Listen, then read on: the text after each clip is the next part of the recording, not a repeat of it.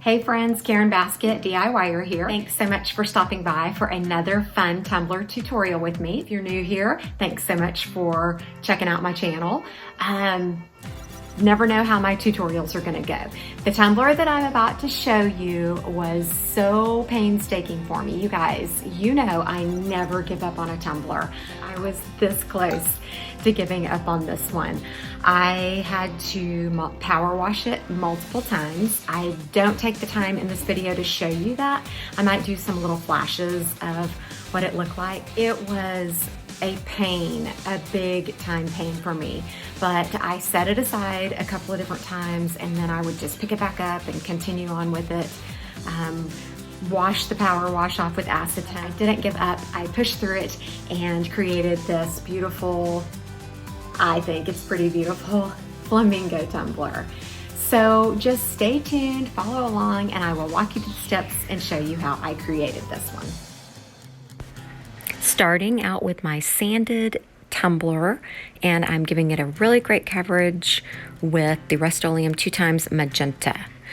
After that was nice and dry, I grabbed my Eileen's Tack It Over and Over Again and applied that to the cup, let it dry for 15 minutes. Then I grabbed my Dragon Fruit Chunky Mix Glitter from Makerflo, sprinkled it all over the cup, and then immediately burnished it off. That just simply means rubbing the glitter flat. A lot will fall off, and that's okay. So once that was I got my Crystalac glitter glue and covered the whole entire cup there, as you can see.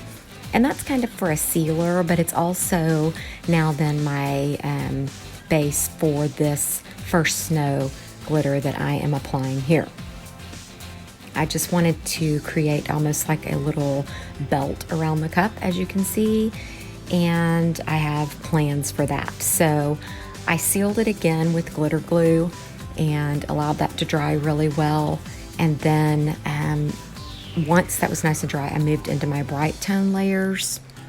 And I believe I put 3 layers on, allowing 4 hours of dry time in between each layer. And then I did a level sand and applied 2 more layers. Then I moved on to my vinyl, as you can see right here.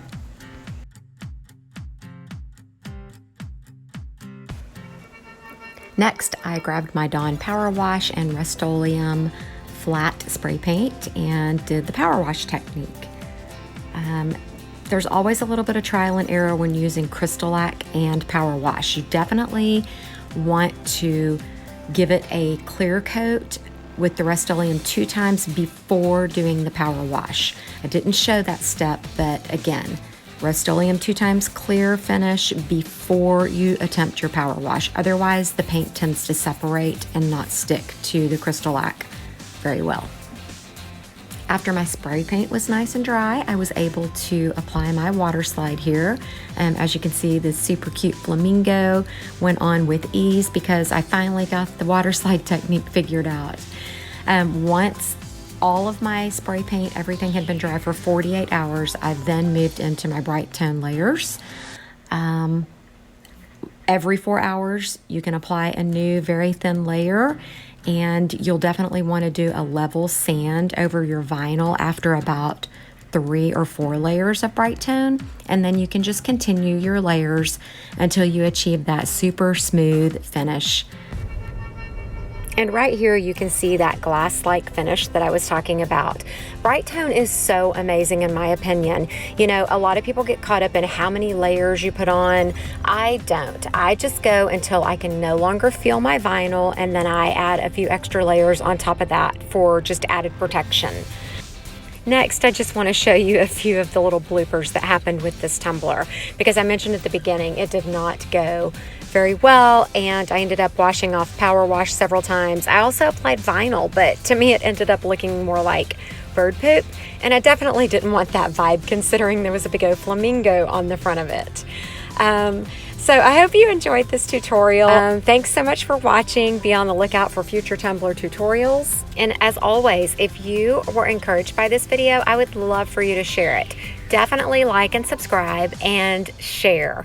Thanks again for watching. By the way, be sure to check out the description below for links to all the products used in this tutorial today.